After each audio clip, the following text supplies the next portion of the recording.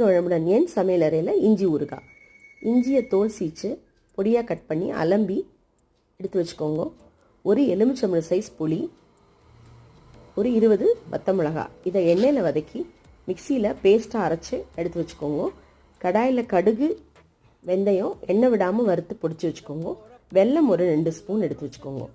நல்ல அடிகனமான கடாயில் 2 குழிக்கரண்டி நல்லெண்ணெய் விட்டு பெருங்காயம், காஷ்மீரி சில்லி பவுடர் கொஞ்சம், இந்த அரைச்ச விழுதையும் போட்டு நல்லா கிளறிண்டே வாங்க. தேவைப்பட்டும் போது நல்லெண்ணெய் விட்டுக்கோங்க.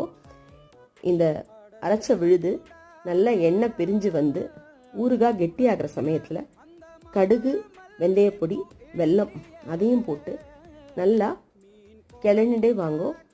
நல்லா எண்ணெய் பிரிஞ்சு சுருண்டு ஊறுகாய் வரும்போது அடுப்பு அணைச்சிடுங்க.